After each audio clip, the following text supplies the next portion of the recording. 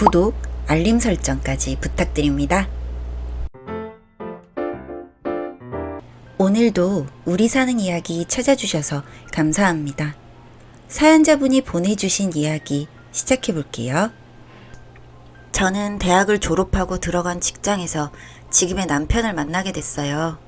대학 시절 내내 캠퍼스 커플 한 번 하면 헤어지고 졸업할 때까지 고생한다는 선배 언니들의 얘기를 듣고 지내 사내 연애 역시 할 생각이 없었어요. 선해 보이는 인상과 착한 성품, 그치만 1년 동안 꾸준하게 이어진 남편의 호감 표시에 저도 모르게 마음이 움직이더군요. 남편은 저보다 6살 위 제 사수였어요. 입사 때부터 남편의 친절한 가르침과 챙김 덕에 수월하게 회사에 적응할 수 있었고, 그런 남편의 한결같음에 마음이 이끌려 1년 후 저희는 연인이 되었어요. 물론 회사엔 비밀이었고요. 남편의 연애기간 내내 변함없이 저에게 표현해줬고 사랑해줬어요. 저에게 모든 걸 맞춰줬고 헌신했어요. 정말 세상에 이런 남자도 있구나 생각 들 만큼 너무 좋은 남자였죠. 1년 반쯤 연애를 이어갔고 슬슬 결혼 이야기를 꺼내더라고요. 저는 조금 더 사회생활을 하고 싶고 결혼은 너무 갑작스럽다고 말했지만 남편은 너무 확고했어요. 남편은 어렸을 적 아버지가 돌아가셔서 홀어머니 밑에서 자랐고 외동이어서 외롭게 자라 얼른 가정을 꾸리는 게 꿈이라고 절 설득했어요. 남편이 연애기간 보여준 모습과 남편의 성장과정 얘기를 들으니 저도 모르게 또 마음이 흔들리더라고요. 그래서 저는 결국 남편과 결혼하기로 결심했어요. 저희 부모님은 제가 갑자기 결혼을 한다고 하니 놀라셨어요. 그리고 홀어머니의 외아들이라는 조건이 내 딸이 고생할까봐 부모님은 마음에 걸리셨나 봐요. 처음에는 반대를 하셨지만 저의 설득 끝에 결혼을 허락하셨고, 남편 어머니께 처음으로 인사를 드리러 갔을 때 딸이 하나 더 생긴 것 같다며 너무 좋아해 주시고 저를 예뻐해 주셨어요. 그때까지만 해도 저는 참 좋은 남편과 좋은 시어머니를 만나서 다행이다라는 생각을 했었어요. 앞으로 저한테 어떤 일들이 벌어질지도 모르면서요. 결혼 준비부터 결혼식까지 단숨에 진행됐어요. 보통 예비부부들은 결혼 준비하면서 많이 싸운다고들 하는데 저는 그런 것도 없이 행복하게 결혼을 준비했어요. 그렇게 청첩장이 나오고 회사에도 저희가 결혼한다는 사실을 알려야 했죠. 저는 결혼을 해도 회사를 계속 다니고 싶었기에 혹여나 결혼으로 인해 회사에서 퇴사를 권유할까봐 걱정이 됐어요. 하지만 다행히 회사에서도 진심으로 저희의 결혼을 축복해 주었고 회사도 그만두지 않고 계속 다닐 수 있었죠.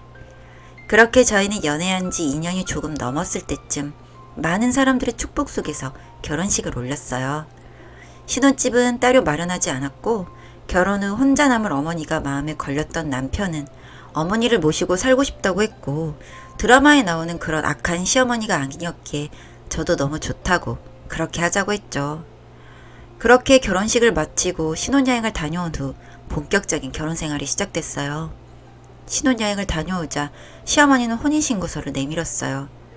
이런 건 미루는 게 아니라며 얼른 법적으로도 내 딸이 되라면서요. 고부관계는 아무리 사이가 좋아도 엄마와 딸 사이가 될 수 없다고 했던가요? 그 말은 사실이었어요. 저는 시어머니의 가면에 속아 혼인신고도 했고 그렇게 서서히 저의 결혼 생활은 제 생각과 다르게 흘러갔어요. 결혼 초반엔 시어머니가 출근 전 아침도 차려주시고 예쁜 우리 아가 손에 물 묻히는 거 아니다. 밖에서도 고생하고 왔는데 집에서는 편하게 있어라. 정말 엄마같이 생각해라. 하셔서 내가 복이 많구나. 그만큼 내가 더 잘해야지 하고 하루하루 감사한 마음으로 살았어요. 그렇게 한 달 정도 흘렀을 때쯤 남편이 잠깐 쓰레기를 버리러 나간 사이 우연히 시어머니가 친구와 통화하는 내용을 듣게 됐어요. 시어머니는 친구분께 제 험담을 늘어놓으시더라고요. 쟤는 눈치가 없다. 한 번도 지가 먼저 밥을 차린 적이 없다. 내가 공주를 모시고 사는 것 같다. 내가 이러려고 아들을 낳은 게 아니다. 남의 귀한 아들 데려갔으면 나를 업고 다녀도 모자란 거 아니냐 등등. 저는 너무 충격적이었고 그대로 시어머니의 방문을 열고 들어갔어요. 시어머니는 놀래서 황급히 전화를 끊으셨고 어디 시어머니 방문을 함부로 벌컥벌컥 열고 전화를 엿듣느냐며 역정을 내셨어요. 저는 시어머니께 어머님이 편하게 있으라고 하지 않았느냐며 왜 친구분께 제 험담을 하시냐고 따지니 어린 게 어디 시어머니한테 따박따박 대드냐며 더욱더 역정을 내셨어요. 그 순간 쓰레기를 버리러 나갔던 남편이 들어왔고 무슨 일이냐며 말리기 시작했어요. 저는 제가 들은 걸 말하고 남편에게 어머님과 더 이상 같이 못 살겠다고 말했고 시어머니는 난리가 났어요. 남편은 시어머니를 말렸고 저한테 진정하라며 저를 데리고 방으로 들어갔어요. 저는 시어머니에 대한 배신감으로 남편에게 당장 분가하자고 말했어요. 하지만 남편은 그러게 아무리 어머니가 그렇게 말씀하셨어도 너도 눈치껏 도와드려야 하는 거 아니냐며 어머니 편을 들었죠. 그러면서 아직 따로 집을 구할 돈도 없고 앞으로 아이를 낳게 되면 나가는 돈도 많으니 조금만 참고 버텨달라고 부탁했어요. 저는 너무 화가 났지만 그래도 제가 참기로 했어요. 하지만 그날 이후로 시어머니는 본색을 드러냈어요. 그렇게 말로만 듣던 시집살이를 시집하게 되었죠. 그치만 시어머니 몰래 뒤에서 남편이 많이 도와주고 위로해줘서 그런 건 버틸 수 있었어요. 그리고 결혼 후 처음 찾아오던 시아버지의 제삿날, 저는 연차를 쓰고 시어머니와 음식을 하고 있었습니다. 그러다 친정엄마한테 전화가 왔고 친정엄마는 울면서 아빠가 교통사고가 나서 중환자실에 입원해 있으니 얼른 오라고 하셨죠. 저는 너무 놀래서 알겠다고 전화를 끊고 시어머니께 상황을 말씀드렸어요. 그치만 시어머니는 눈 하나 깜짝 안 하며 그래서 지금 음식을 하다 말고 가겠다는 거냐며 그럼 음식은 누가 하고 제사는 어떻게 지내냐며 갈 거면 음식 다 하고 가라고 소리치셨어요. 저는 당장 뛰쳐나가고 싶었지만 그럴 수가 없었어요. 음식 준비가 거의 끝나가고 있어서 얼른 하고 가야겠다라는 생각에 울면서 음식을 했어요. 그때 친정 엄마에게 또 전화가 왔어요. 아빠가 돌아가셨다고. 하늘이 무너지는 것 같았어요. 저는 그 길로 병원으로 달려갔고 시어머니가 뒤에서 소리 지르는 소리가 얼핏 들렸지만 귀에 들어오지도 않았어요. 병원을 가는 길에 눈물이 멈추지 않았죠.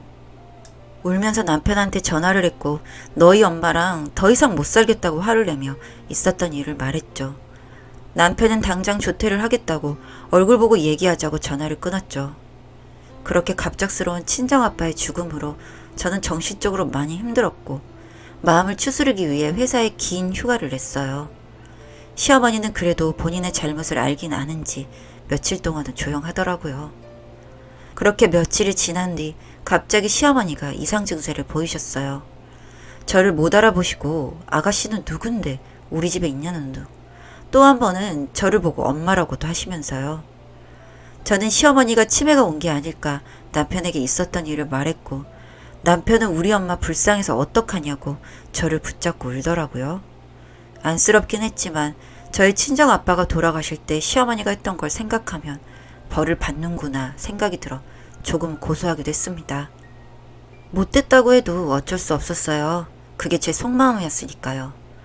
남편과 상의 끝에 시어머니를 병원에 데려갔고 시어머니는 아니나 다를까 치매 초기 판정을 받으셨어요.